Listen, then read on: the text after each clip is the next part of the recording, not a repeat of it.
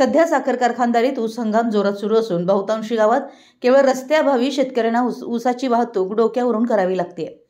ज्या ठिकाणी रस्ते नाहीत अशा ठिकाणी शेतकऱ्यांनी एकत्रित येऊन त्यातून संगनमताने मार्ग काढून रस्ते करणं गरजेचं आहे। बळीराजाला वर्षभरात असे अनेक नैसर्गिक संकटांना तोंड द्यावं लागतं, कधी महापुराचे तर कधी अतिवृष्टीचे तर कधी कोरड्या दुष्काळाचे। ऊस उत्पादकांना सध्या शेतापासून ते रस्त्यापर्यंत उन्हातून ऊस डोक्यावर घेऊन ओढणी करावी लागते।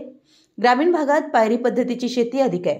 अशा ठिकाणी ऊस उत्पादक घेणाऱ्या कधी अडचणीच्या पायवाट्यानं तर कधी उंच बांधावरून तर कधी ओढ्यातून डोक्यावरून ऊस वाहतूक करावी लागते। ज्या ठिकाणी रस्त्याची सुविधा आहे अशा ठिकाणी ट्रॅक्टर, बैलगाडी, ट्रक अशा वाहनांचा आधार ऊस वाहतुकीसाठी घेतला जातो। मात्र ऊस उत्पादन घेतलेल्या ज्या शेतामध्ये रस्त्यावर अभावी वाहने जात नाहीत अशा ठिकाणी शेतकऱ्याला ऊस वाहतूक करताना तारेवरची कसरत करावी लागते।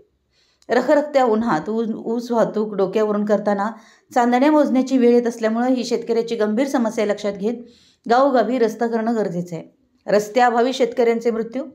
सध्या रस्ते शेतापर्यंत नसल्यामुळे दुचाकीवरून किंवा चारचाकी वाहनामधून पेंडीचा भारा, लाकडाच्या मोळी, ऊसाचे वाडे याची वाहतूक करता येत नाही। त्यामुळे वैरणीचा भारा आणताना पाय घसरून पडून शेतकऱ्याचा मृत्यू अशा दुर्दैवी घटना घडतात। असे दुर्दैवी प्रसंग शेतकऱ्यांच्या जीवनात घडू नये म्हणून गावोगावी रस्ते हवेत अशी मागणी शेतकरी वर्गातून होतीये।